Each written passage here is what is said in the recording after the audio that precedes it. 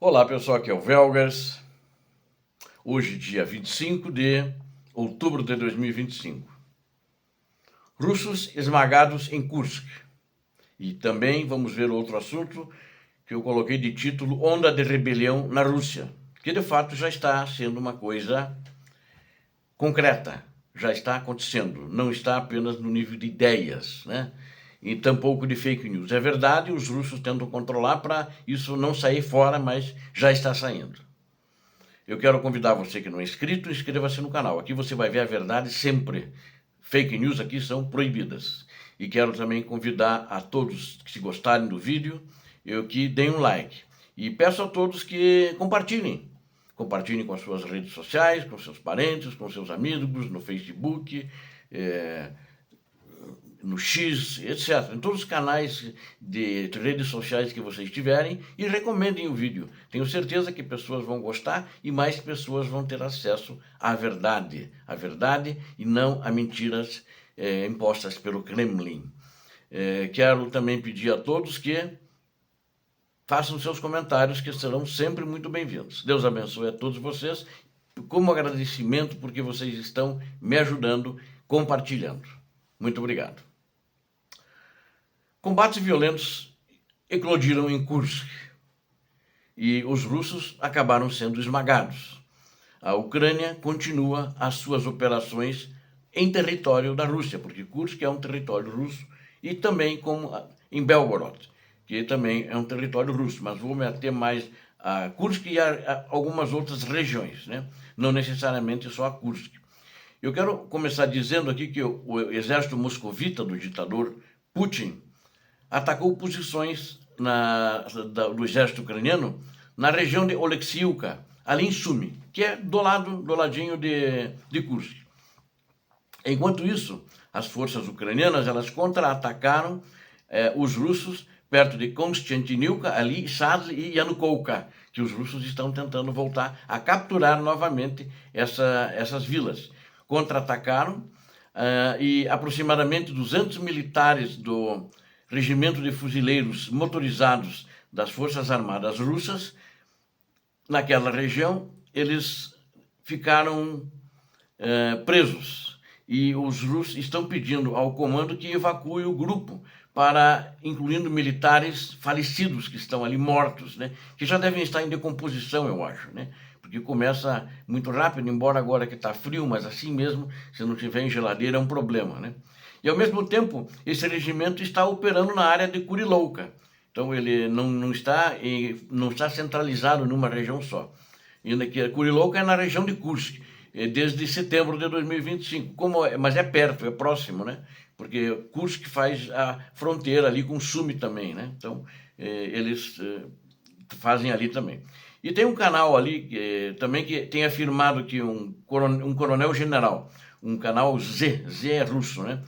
Chamado, esse coronel-general, Evgeny Nikiforov. Ele é comandante do Grupo de Forças do Norte. Ele ignorou uma proibição do Estado-Maior do Exército Russo, do Ministério da Defesa, sobre o uso de unidades de comando territorial de regimentos de fuzileiros motorizados formados por pessoal das Forças Aeroespaciais Russas em operações ofensivas. O que são as Forças Aeroespaciais? É artilharia, basicamente. Artilharia, toda artilharia, a ucraniana é assim também. Eles englobam nesse nome de forças aeroespaciais.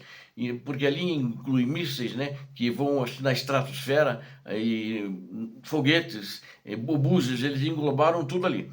E eles tirou o pessoal, tropas, né, porque está faltando gente para ele também, e colocou eles como soldados de infantaria. Ele burlou isso aí. Então ele enviou as unidades de fuzileiros motorizados com forças aeroespaciais, com tropas, tirou os soldados dali para substituir unidades num outro regimento, 1427, que é um regimento de fuzileiros motorizados na região de Tetkino, que fica em Kursk, para participar de operações ofensivas para recapturar uma outra vila que os ucranianos pegaram, chamada Rizhelka, né?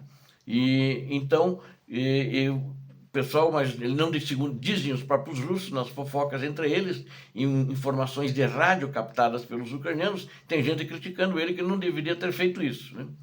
E as unidades do batalhão 382 de fuzileiros navais da brigada número 810, também são russos, né?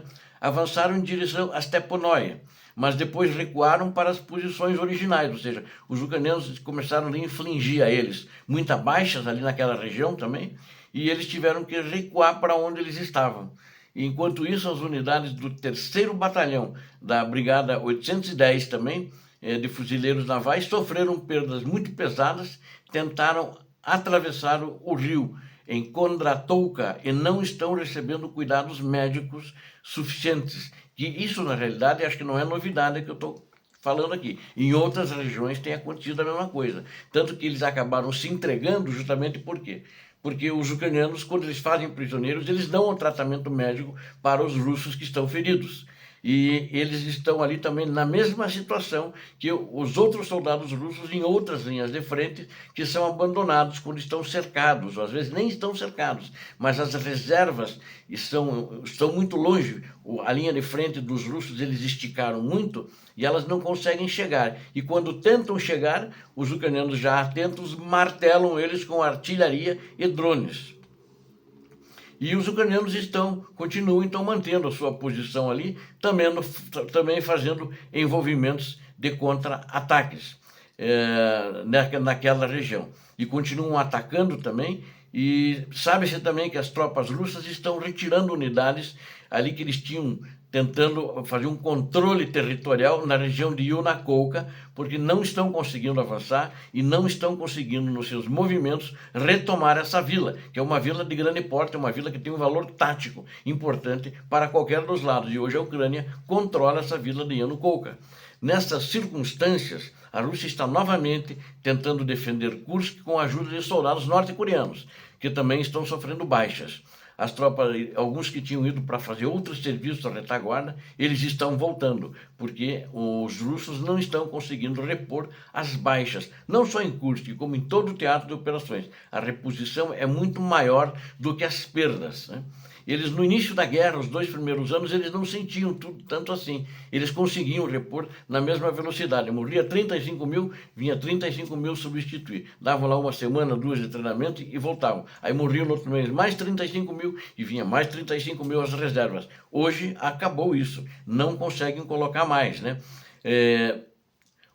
Também na região de Kursk tem alguns soldados da República Popular de Donetsk, né, que estão sendo treinados para lutar no teatro de operações, soldados novos ali daquela região. Isso foi afirmado em relatório, mas também que em enfrentamentos com ucranianos, que eles achavam que seriam treinamentos para eles, eles têm perecido ou virado prisioneiros naquela região. E, na realidade, então, na região de Sumy, na região de Kursk, de uma maneira geral, os russos não têm nenhum progresso. Eles têm em Kursk, em Kursk tem alguns recuos, mas principalmente os recuos maiores são em Sumy, porque já nem em Sumy praticamente, né, porque eles são empurrados justamente para dentro de Kursk.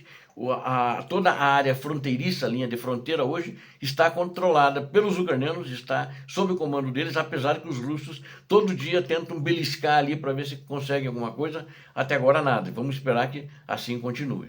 Que continue estável, controlado pelos ucranianos essa região. Enquanto isso, na Rússia, se vejam só, uma onda de rebelião.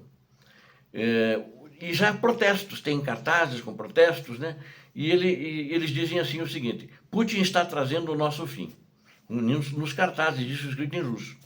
É uma onda de rebelião, de raiva, que este é movido por empresários, basicamente a maioria são pequenos empresários, alguns médios empresários e trabalhadores também, em toda a Rússia está acontecendo. É uma verdadeira revolta, está aparecendo espontaneamente, de indignação entre pequenas empresas, que já está se formando na Rússia. As pequenas empresas estão liderando esse movimento.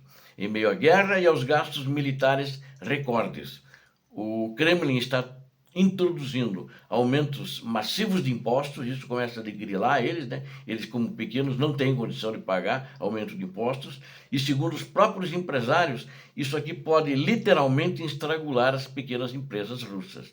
De acordo com a Reuters, é uma agência alemã muito conceituada de notícias, a decisão do governo causou comoção na comunidade empresarial, com pequenas empresas alertando para fechamentos em massa.